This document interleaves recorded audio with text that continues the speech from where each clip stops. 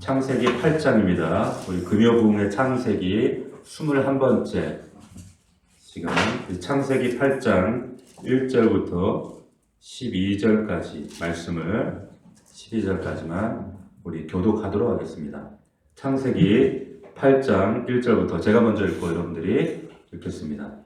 하나님이 노아와 그와 함께 방주에 있는 모든 들짐승과 가축을 기억하사 하나님이 바람을 땅 위에 불게 하심에 물이 줄어들었고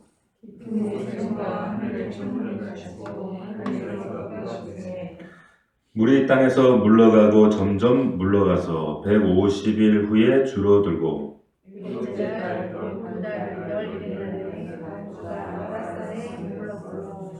물이 점점 줄어들어 열째 달 곧 그 달 추하룻날에 산들의 봉우리가 보였더라.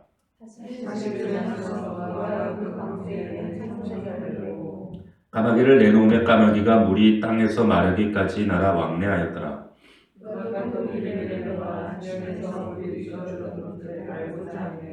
온 지면에 물이 있으므로 비둘기가 발붙일 곳을 찾지 못하고 방주로 돌아와 그에게 오는지라. 그가 손을 내밀어 방주한 자기에게로 받아들이고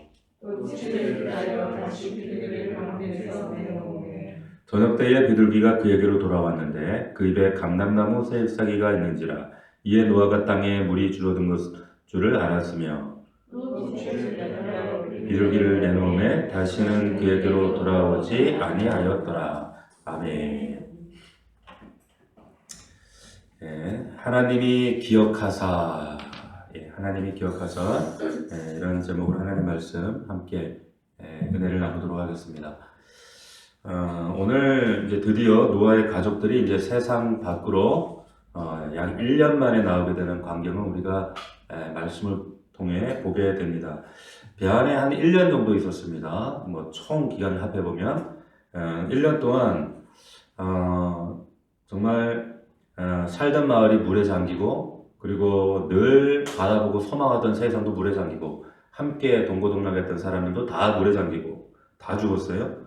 그리고 천지사방이 다 물로 잠겼는데, 이 억수 같은 비 정도가 아니라 밑에 샘이 터지고 하늘에 샘이 터지고 하늘의 창이 찢어지면서 엄청난 물이 쏟아졌습니다. 동서남북 바라봐도 온통 다 망망대해, 물밖에 없는 거죠. 거기에 그 망망대해 가운데 정말 산봉우리 하나 보이지 않는 그 망망대해 가운데 외로운 배가 하나 덩그러니 떠 있는데, 사실 배도 아니죠. 지난주 우리가 말씀을 살펴봤지만 그냥 상자에 불과했습니다. 테바라고 해서 모세가 아기 때 태워졌던 갈대 상자처럼 똑같은 그 테바라는 단어를 쓰거든요. 그런 갈대 상자와 같은 그런 배가 덩그러니 엔진도 없이 돛도 없이 닷도 없이 그냥 떠내려가는 거예요. 자, 어디를 향한지도 모르고 방향도 없고 끝이 없는 이런 항해가 계속되어지는 거죠. 자, 그런 상황 가운데 있는 노아가, 한번 그 노아 입장에서 여러분들이 생각해 본다면 노아의 마음과 심정이 어떠했을까요? 얼마나 참 막막하고 답답하고, 앞으로 이 배의 운명은 어떻게 될 것인가? 과연 이 눈에 보이는 이 물들은 줄어들고 과연 내 생애에 이 땅을 다시 밟아볼 수는 있을까? 노아가 순종을 하고 온전히 하나님을 따랐던 사람이지만 여전히 불안전하고 연약함을 가지고 있는 이 두려움을 가진 인간이었기 때문에 이 떨 수밖에 없는 거예요. 몇 날 며칠을 불안과 또한 외로움과 정말 불확실한 그런 그 앞날에 대한 이 두려움으로 매일 그 주야를 이런 두려움 가운데 보냈을 것이다. 우리가 쉽게 상상해 볼 수가 있는 것이죠. 자, 그런데 성경을 보시면 8장 1절에 이 말씀을 보시면 하나님이 노아와 그와 함께 방주에 있는 모든 들짐승과 가축을 어떻게 했다고 되어 있어요? 기억하사, 그렇죠? 기억하셨다 그랬어요. 기억했다. 오늘 본문 전체에서, 이 8장 전체에서 여러분들이 가장 중심적으로 묵상하고 기억해야 될 단어가 바로 이 기억했다라고 하는 이 자카르라고 하는 단어입니다. 자카르, 이 기억했다. 이 단어가 가장 중요한 단어입니다. 하나님께서 기억했다, 기억하사. 자카르 했다는 거예요. 한번 따라해 봅시다. 자카르. 네, 자카르 했다는 거예요. 기억하사. 자, 이 자카르라는 말은 오늘 여기 나와 있는 이 표현대로 기억하다라는 뜻입니다.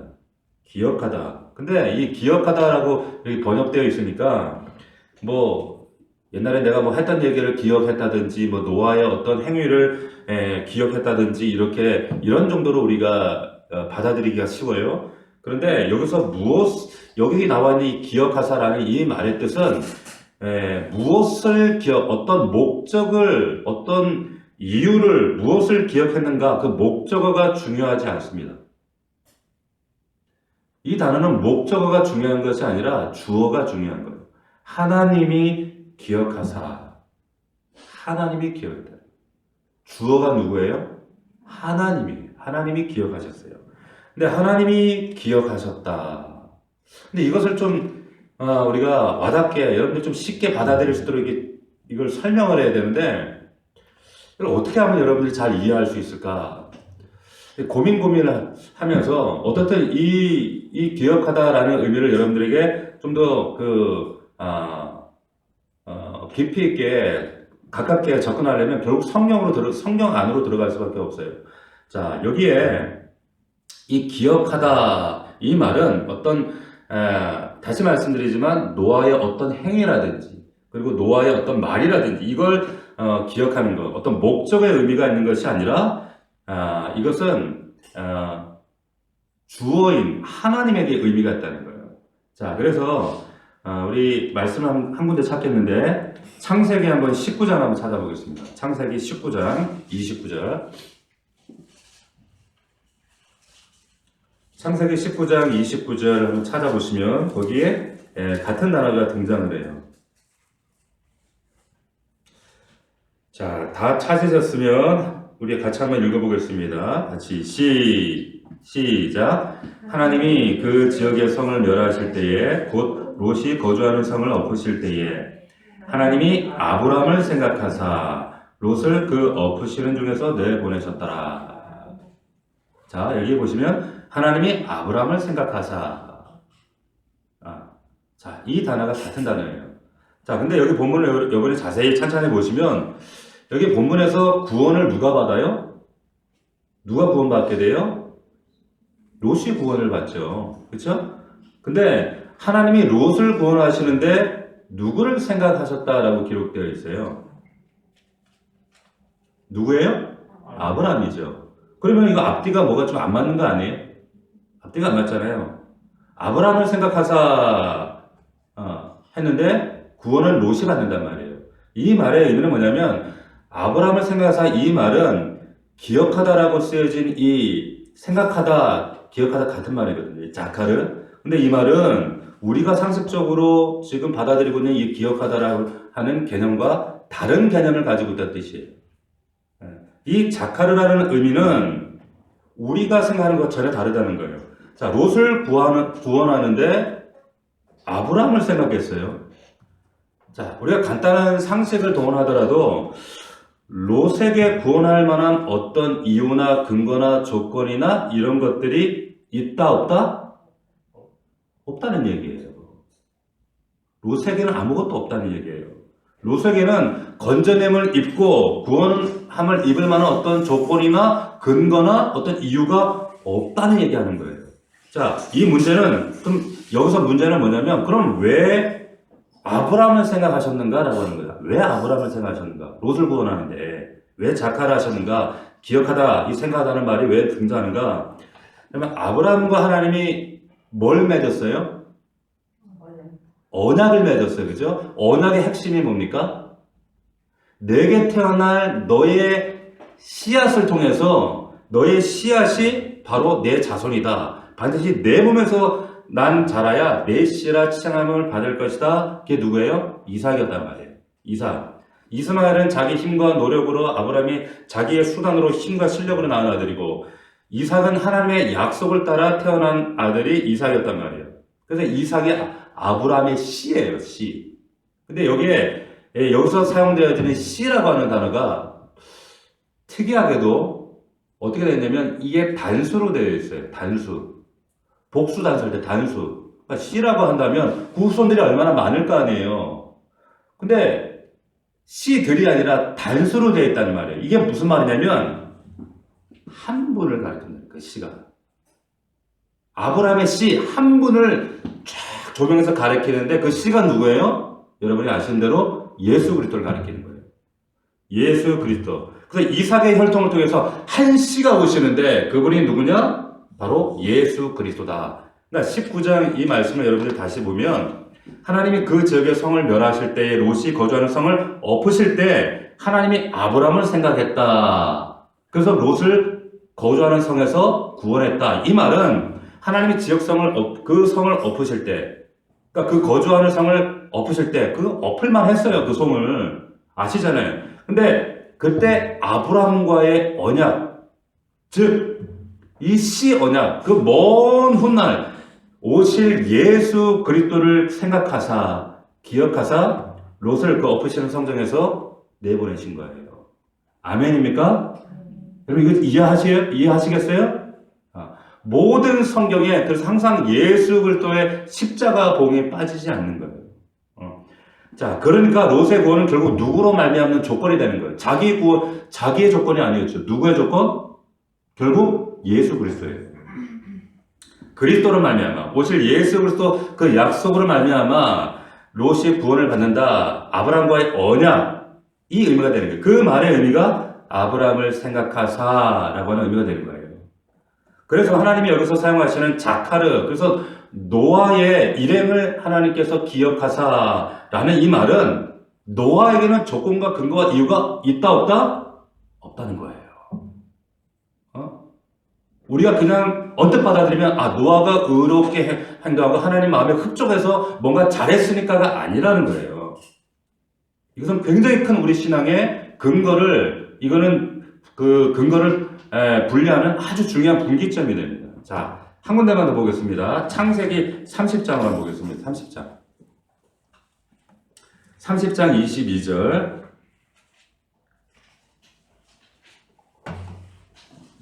자, 여기에 이제 야곱의 가정 스토리가 등장하는데 라헬 이야기가 나옵니다. 우리 같이 한번 창세기 30장 22절을 같이 읽겠습니다. 시작. 하나님이 라헬을 생각하신지라 하나님이 그의 손을 들으시고 그의 태를 여섰으므로 여기 라헬을 생각하신지라 라는 단어가 또 나와요. 같은 맥락이죠. 자카르 하셨다는 거예요. 자, 이 야곱 가정의 스토리를 다루고 있는데 야곱이 실질적으로 아내가 2명 있었어요. 그런데 여기 등장하는 라헬을 사랑했단 말이에요. 그런데 그 장인이 편법을 써가지고 눈 떠보니까 옆에 웬 다른 여자가 있는 거예요. 언니가 누워 있는 거죠. 그래서 그 장인이 생각할 때 얘를 안 보냈다가는 얘는 늙어 죽을 때까지 노처녀로 죽겠다. 얘는 지금 처분 안 하면 안 되겠다. 그래가지고 그냥 같이 싸잡아서 이렇게 시집을 보낸 거예요. 그런데 졸지에 2 아내를 얻었지만 라헬을 더 사랑했단 말이에요. 근데 문제는 뭐예요? 라헬이 아기가 없어요. 그런데 본문을 보니까 라헬을 어떻게 하사 돼 있어요? 어떻게 하사? 생각하사, 자카르 하사 했단 말이에요. 그 생각했단 말이 자카르란 말이에요. 그런데 여기에 보세요. 이유나 근거나 어떤 조건이 있습니까? 없어요. 그냥 라헬을 생각하사. 자, 이게 이 비유가 맞을진 모르겠는데 그냥 여러분들이 잘 판단하고 들어보세요. 예를 들어서 제가 이렇게 교회에 있는데 우리 김 집사님이 우리 김인경 집사님이 마트를 들렸다가 교회로 와가지고 저한테 목사님 마침 마트를 갔는데 이 쿨러닝 여름에 얼마나 더우세요? 이 쿨러닝 몸빼 바지가 너무 시원해요. 너무 시원해서 목사님 하나 가지고 왔어요. 그냥 이마트 갔다가 시원해 보이는 옷이 있어서 제가 그냥 샀어요. 입으세요. 사오라는 얘기 아니에요? 네. 그래서 너무 감사하잖아요. 이게 그래서 우리말에 보면 그냥 생각나서 그냥 샀어요. 목사님 때문에. 근데 이 말이, 그냥이라는 말이 우리나라의 이 그 단어의 어감이 참 여러 가지를 담고 있어요. 참 애매하지만 여러 가지로 적용이 가능하죠. 그냥 샀다는 거. 그냥 뭐 생일 때문에 사올 수도 있고, 뭐 결혼 기념일 때문에 사올 수도 있고, 감사해서 뭐 여러 가지 표현 때문에 사올 수 있는데, 그냥 당신이 생각나서 그냥 샀어요. 여기에 그냥 호의가 담겨져 있는 거죠. 그 받는 사람 입장에서는. 그런데 여러분, 여기 선물에 이유나 조건이나 근거가 있습니까? 없어요. 없어요. 그냥이에요. 그냥. 그냥인 거예요. 말 그대로 그냥이에요. 자, 100%이 단어가 하나님의 마음을 이 본문에서 그대로 담아낼 수는 없는 비유이기는 하지만, 하나님이 우리를, 노아를, 그리고 라헬을 생각하셨다라고 하는 것은, 이 강조하는 초점이 뭐냐면, 조건이 없다는 거예요. 내 쪽에, 받는 사람 쪽에서는 조건이나 이유나 근거가 없이 그 기억함을 받는, 생각함을 받는 그 대상자 입장에서 볼 때는 기억될 만한 이유나 조건이 없다는 얘기를 하는 거예요. 이해가 되십니까? 이게 뭐예요? 은혜란 말이에요, 은혜. 하나님이 기억하사, 하나님이 라헬을 생각하사, 무슨 말? 롯을 생각하사, 은혜라는 말 하시는 거예요. 자, 오해하면 뭔가를 했기 때문에 생각하신 게 아니라는 거죠. 자, 그렇게 해서 우리를 기억하신 거예요. 자, 그리고 1절을 이제 다시 보세요. 다시 8장으로 돌아와서 이렇게 되어 있어요. 기억하사. 근데 기억하사 이제 구체적인 내용, 행동들. 이제 그 기억을 어떻게 구체적으로 하나님께서 행동화하시는가? 어떻게 그 기억을 우리의 삶 가운데 헤아릴 수 있도록 하나님이 행동화하시는가? 첫 번째가 뭡니까? 여기 기억하사.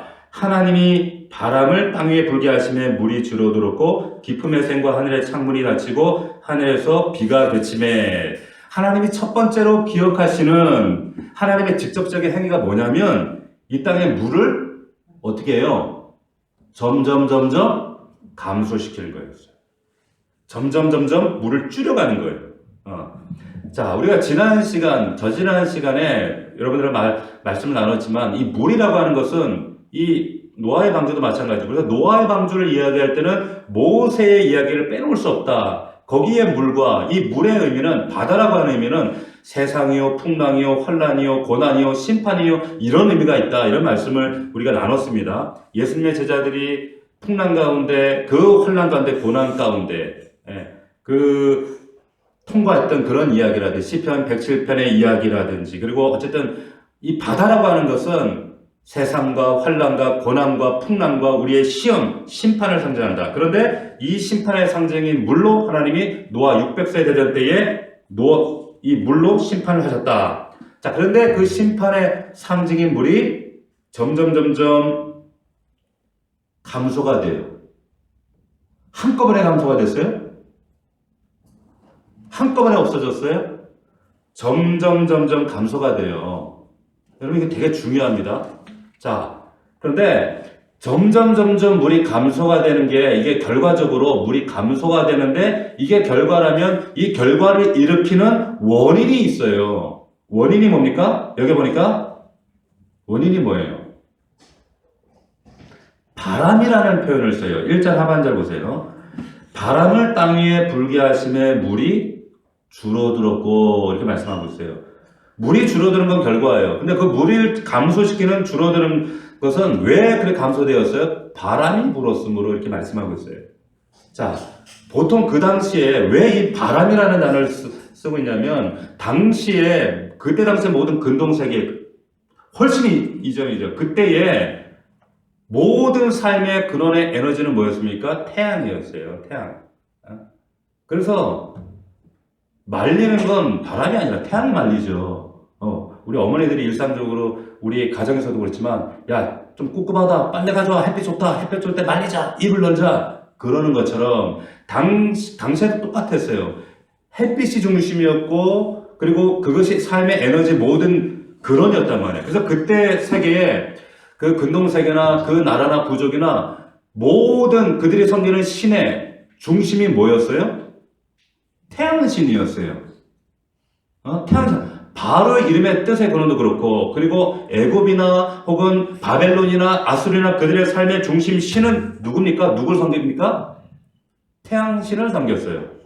태양신을. 그러니까 지금 의도적으로 지금 성경의 기자가 물이 줄어드는 것을 태양의 기능과 역할과 의도적으로 결부시키지 않도록 하기 위해서 해가 등장하지 않아요. 왜? 그때 당시에 해가 그들의 삶의 중심이었기 때문에. 신이었기 때문에. 자, 물이 줄어드는데 대신 뭐가 등장하는 거예요? 바람. 이게 그냥 바람이에요? 보세요. 여기 쓰여진 바람이 뭐예요? 바람을 뭐라 그랬죠? 루아예요. 루아. 영이에요. 영. 여러분 우리 창세기 1장 할 때 기억하시죠? 그리고 지난주에도 우리가 말씀을 나눴어요. 자, 그때 하나님의 영이 어떻게 해요? 1장에 보면 수면 위에 운행하시더라. 그 하나님의 영이 뭡니까? 루아예요. 루아. 이 바람이 뭐예요?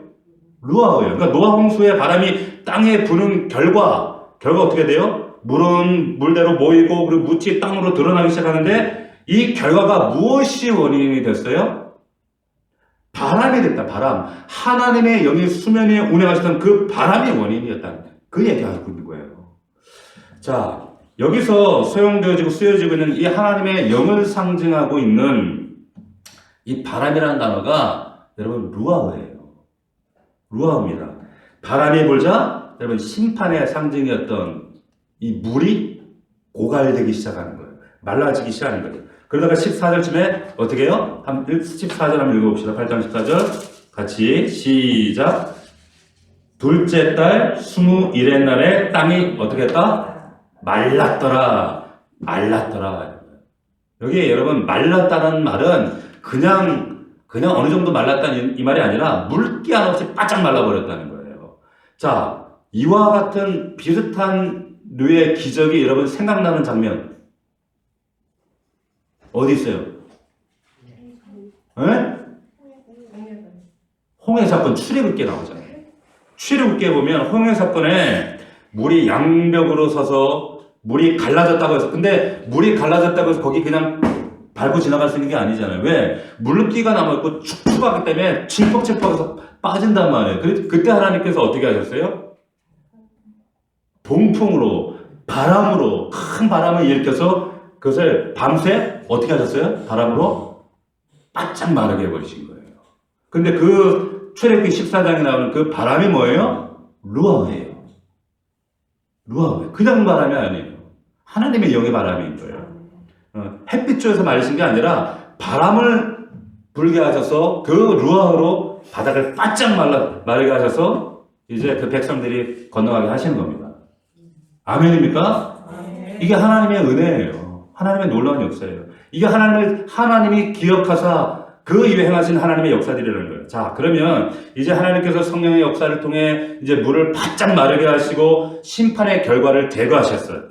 자, 이것이 우리를 기억하사, 노아를 기억하사, 이것이 첫 번째 행동이었고, 두 번째 기억하사 행하시는 행동이 뭔가? 여기 보면 노아를 통해서 두 마리 새를 날려보냅니다. 첫 번째 날렸던 새가 뭐였어요? 까마귀. 징그러웠죠. 까마귀. 두 번째 날렸던 새가 뭐예요? 비둘기예요. 자, 까마귀는 날아가지 안 돌아왔어요. 날아갔다가 이제 안 돌아오니까 그래서 이제 까마귀 자주 뭘 자꾸 잊어버리는 사람은 까마귀 고기 먹었냐 막 이러잖아요. 그래서 나온 말은 아니지만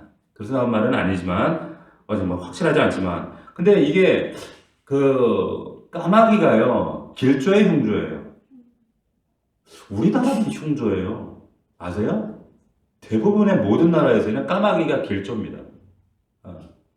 그러니까 야 이게 뭐 성경적인 것 같기도 하고 우리나라가 그렇지도 않아요. 또 왜냐하면 엘리야에게 까마귀가 먹이를 갖다 주잖아요. 꼭 그런 건 아니란 말이에요. 그런데 어쨌든 이 까마귀와 비둘기가 의미하는 게 뭔가? 근데 이 여기에 대한 해석을 참 그 예전에 제가 아직도 기억나는 참 어처구니 없는 이야기는 이제 어떤 그 주석에도 이렇게 설교 주석으로 이렇게 기록을 해놓은 것도 있고 과거에 어떤 부흥사들도 이렇게 설교를 했었어요. 어떻게 했냐면 까마귀 신자, 비둘기 신자. 비둘기는 돌아오고 까마귀는 안 돌아왔다. 아멘! 비둘기가 됩시다. 아멘! 그랬단 말이에요. 그럼 맞아요? 네?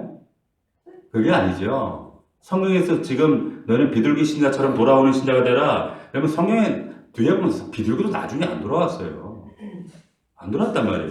자, 이건 어떤 데는 보면 또 까마귀를 탕자에 이렇게 비유하기도 해요. 이런 해석하는 방법을, 이건 자의적이고 우화적이고 이것을 우리가 알레고리하다 이렇게 얘기하죠. 이렇게 해석하면 안 되는 거죠. 그냥 그냥 까마귀는 보니까 너무 이렇게 정말 그 사람들에게 무시받는 존재가 돼버리고, 비둘기는 감람나무 하나 물고 왔다는 그것 때문에 이거는 지금 요즘에 또 평화 올림픽의 상징이 돼가지고 막 대접받고, 그게 아니라는 거예요. 저는 비둘기가 너무 싫어요. 먼지 날리고 오면 그 소리도 듣기 싫어. 비둘기 소리 여러분 들어보셨죠? 비둘기 소리 들으면 정말 무슨 비 오는 날 귀신 우는 소리 같아. 진짜 재수 없어요, 비둘기 소리. 저는 비둘기를 너무 더러워가지고 싫어하는데, 이제 그런 어떤 우리 까마귀나 비둘기에 대한 편견과 오해를 내려놓고 그냥 단순하게 생물학적으로 왜 이 상식선에서 까마귀와 비둘기를 왜 처음엔 까마귀, 두 번째 비둘기냐. 여러분, 이 까마귀를 왜 먼저 날려보내는가, 그리고 뒤에 왜 비둘기를 날려보내는가. 이유는 이들이 먹이를 찾는 방식과 그리고 서식하는 서식지가 달라요. 까마귀는 높은 곳에서 서식지가 있고 높은 곳에서 먹이를 찾아요. 높이 올라요. 그러면 처음에 보낼 때 여러분 까마귀 보내는 게 맞아요? 비둘기 보내는 게 맞아요? 물이 안 만났을 때니까 까마귀 보내는 게 맞죠. 반면에 비둘기는 여러분 낮은 지대, 계곡에서 먹이를 찾아요. 그래서 그러니까 이후에 비둘기를 보낸다는 것은 이제 땅이 어느 정도 말랐나, 어느 정도 묻이 들었나, 그러니까 당연히 비둘기를 보내는 거죠. 이거는 어떤 우화적으로 이게 영적으로 해석할 문제가 아니라 단순히 그냥 하나님이 노아를 통해서 지금 세상을 분별하기 위한 하나님의 방편이다, 이렇게만 생각해야지. 예. 이걸 비약적으로 나가는 것, 이것은 굉장히 위험한 해석이다, 이렇게 우리가 생각할 수가 있는 거예요. 자, 어쨌든 이 의미가 뭔가 하나님의 방법으로 사용되고 있을 뿐이다. 자, 그런데 여기 14절을 보니까 둘째 20일의 날에 땅이 말랐더라. 여기 말랐더라, 이 단어는 완전히 물기가 마른 상태를 얘기하는 겁니다. 즉 이 말은 이 땅에 심판이 완전히 거두어졌다 이 말이에요.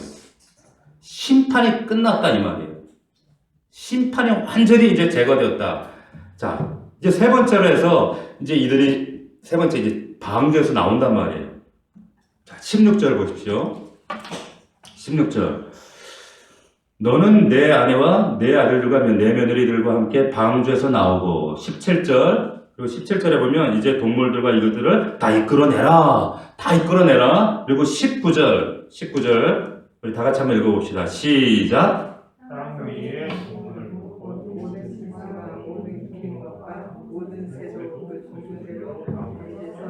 자, 방주에서 다 이끌어내라. 다 나왔어요. 심판 끝났어요. 홍수 끝난 거예요. 자, 그런데 여러분 7장 1절에 한번 보시면 여호와께서 노아에게 이르시되 너와 온 집은 방주로 들어가라. 이거 누가 하신 말씀이에요? 하나님이 하셨어요. 자, 8장에 보니까 다 나와라, 이끌어내라. 이거 누가 하신 말씀이에요? 하나님이 하신 말씀이에요. 자, 이게 왜 중요한가 하면 심판이라는 내용도 중요하지만 과정도 중요하지만 더 중요한 것은 이 모든 과정을 통합적으로 이 모든 것들을 전달하시고 다가오실 때 이것을 하나님이 사용하신 하나님의 메소드가 방법이 뭐냐는 거예요? 말씀이라고 하는 거예요. 말씀. 심판의 시작도, 구원의 시작도, 그리고 종결도, 마지막도 하나님은 말씀을 통해서 이 모든 방법들을 이루어나가신다는 거예요. 여러분, 말씀이 중요한 거예요. 말씀. 여러분의 기도의 뿌리도 근거도, 그리고 여러분들에게 혹 어떤 하나님께서 신비한 뭐 체험이라든지 뭐 어떤 뭐 그림이라든지 뭐 어떤 이유로든지 또 성령의 역사도 그 모든 것들의 근거는 말씀이어야 된다. 아멘. 말씀이어야 된다는 거예요. 아멘. 하나님의 말씀을 심판하시고 하나님의 말씀으로 심판을 종결하시는 거예요. 아멘입니까? 그래서 말씀의 방식을 통해서 하나님이 노아의 구원을 시작하시고 노아의 구원을 완성해 나가시고 그리고 노아의 가정을 온전하게 하시는 거예요. 여러분의 삶에 말씀이 중심이 있습니까? 여러분의 삶 가운데 말씀과 여러분들이 멀어지는 순간 하나님과의 관계가 멀어지는 것이고 하나님과의 그 연결이 여러분 끊어지게 돼 있어요. 반드시 그렇습니다. 자, 어쨌든 여기 보시면 그리고 나서 보세요. 방주에서 나온 노아의 가족이 여러분 제일 먼저 했던 퍼포먼스가 있습니다. 뭐였어요? 뭐였죠? 뭘 했습니까? 8장 20절을 보시면 제단을 쌓았어요. 그죠? 자, 제단에다가 정결한 짐승을 잡아서 제사 드리는 일을 합니다. 우리가 지지난주에 창세기 8장 20절 이 말씀을 근거로 해서 제가 말씀을 드렸어요.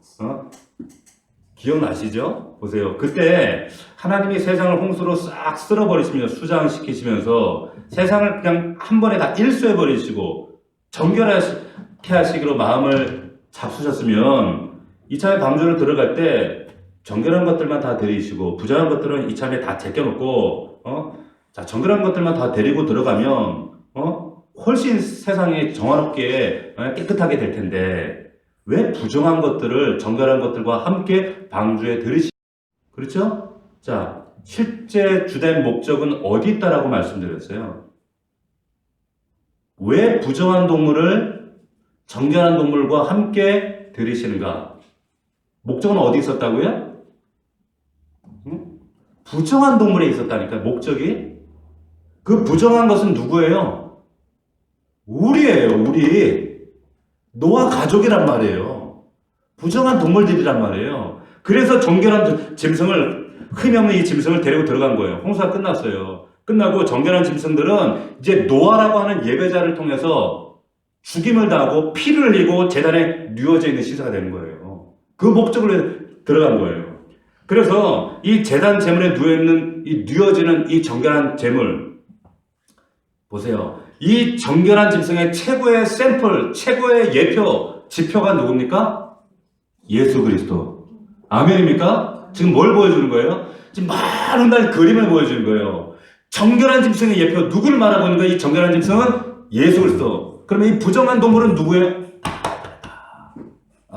그래서 신앙생활의 출발은 여러분 아이러니하게도 하나님을 인식할 때 출발하는 것이 아니라 부정한 나를 내가 부정한 존재구나, 내가 죄인이구나 사실을 인지할 때 비로소 하나님을 인식하게 돼요. 비로소 그 정결한 짐승과 멀리 그 먼 훗날에 오실 예수 그리스도 하나님의 사랑을 인지하게 되는 거예요. 아멘입니까? 이게 복음이란 말이에요. 이 노아의 홍수, 이 홍수 심판의 마침표를 뭘로 찍고 있는 거예요? 다가올 예수 그리스도의 십자가의 구속의 사건으로 마침표를 꽉 찍는 거예요. 아멘입니까?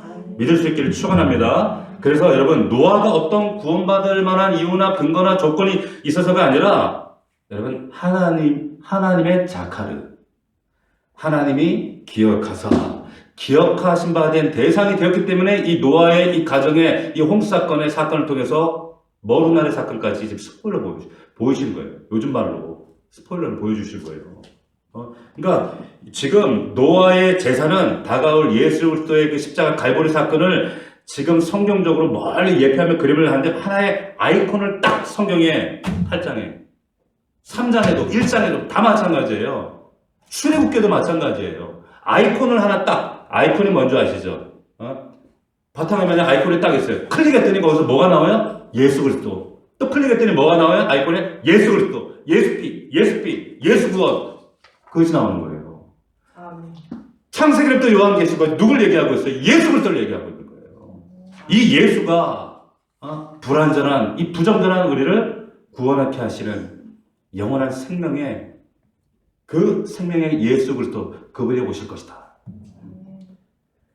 여러분, 이 사건이 여러분들이 말씀 볼 때마다 이 사건들이 선명하게 보여줄 수 있기를 주의 이름으로 축원합니다. 자, 그러면서 이제 보세요. 예수님, 하나님께서 알듯 모를 듯 할 만한 그런 얘기를 이제 21절 제사드린 노아를 바라면서 이런 얘기를 하시는 거예요. 21절 보니까 여호와께서 그 향기를 받으시고 제사를 받으셨죠? 21절 보세요. 그 중심에 이제 혼자 하나님 생각하시는 거예요. 이르시되 내가 다시는 사람으로 말미암아 땅을 저주하지 아니하리니 이는 사람의 마음이 계획하는 바가 어려서부터 악함이라. 이거 좀 뭐 앞뒤가 안 맞는 것 같지 않아요, 이거? 다시 심판하지 않겠다는 거예요. 다 제사를 받으시고 이유는 사람의 마음이 계획이 어려서부터 악하기 때문에 다시 심판하지 않겠다. 사람은 원래 악하기 때문에. 그래서 성경은요 성악설을 따르죠. 모든 사람이 죄인이기 때문에. 그럼 그래서 하나님이 이거 버리겠다는 얘기예요. 그래서 사람을 그게 아니죠. 이제 이와 같은 심판으로는 다시 심판을 반복하지 않겠다는 거예요. 그 말은 무슨 얘기냐면 이제 특별한 방법을 강구하겠다. 이 방법을 강구하겠다. 그 특별한 방법이 뭐냐? 부정한 동물을 통해서 정결한 동물과 온전하지 못한 노아의 가족을 정결하게 씻기는 것처럼 훗날 어린 양 예수 그리스도를 통해서 그 갈보리 언덕의 사건을 통해서 너희들의 구원을 이루겠다. 이 말씀을 선언하시는 거예요. 아멘입니까? 그 약속의 수혜를 입은 자가 누구예요? 바로 저와 여러분들이라는 거예요. 그 약속의 증표로 여러분들 안에 하지만 하나님의 성령이 지금 내주하고 계신 거예요. 그 하나님, 그 약속이 성취된 그 증거가 걸어다니는 증거라니까 우리가. 얼마나 감사합니까? 그래서 여러분 다시는 모든 생물을 이와 같은 방법으로 행한 것처럼 멸하지 아니하리라. 그런데 여러분 사람이 악하니까 한 번 더 심판을 해야 되잖아요. 아니 한 번 더 심판해야 되는 거 악하면. 그런데 다시는 이런 심판 안 하겠다. 왜? 그런다고 해서 인간이 개선되거나 고쳐지거나 바뀌어지는 것이 아니기 때문에 예수 그리스도 정결한 어린 양을 통해서 대속의 제물을 통해서 완성하겠다. 아멘입니까? 아멘. 자, 이게 지금 기억하셔야 돼요. 이 모든 것의 시작이 어디서부터 시작됐어요? 하나님이 기억하사. 하나님이 기억하사. 하나님께서 작하라. 이 모든 것에 주어 되시는 그 하나님의 계획과 하나님의 이 모든 진행이 하나님의 기억하사. 거기서 시작된 거예요. 지금 창세기 8장이 그것을 우리에게 말씀하고 있다는 겁니다. 그 기억하심 때문에 이후에 9장에 가서 무지개 언약을 맺어요. 이 기억 때문에 기억하셨다. 이것은 그래서 저와 여러분들의 노력과 열심과 행위, 공로와 아무 상관이 없어요. 비나이다 그거 아니에요. 네? 이 기억하심 때문에 우리가 언약을 메어주시고 그리고 이것을 우리를 살리신 부정한 동물 같은 우리를 살리신 이 노아 방주의 사건, 이것을 완성하신 것이 우리 하나님이세요. 믿을 수 있기를 축복합니다. 자, 그래서 이 적응적 귀결은 이런 겁니다. 하나님이 여러분 우리를 문제마다 상황마다 사건마다 사연마다 어떻게 하시면 돼요? 기억해 주시면 돼요. 하나님이 기억하사 기억해 주시면 돼요. 기억해 주셔 착하게 해주시면 돼요. 그러면 하나님이 직접적인 행동을 하신단 말이에요. 어떻게?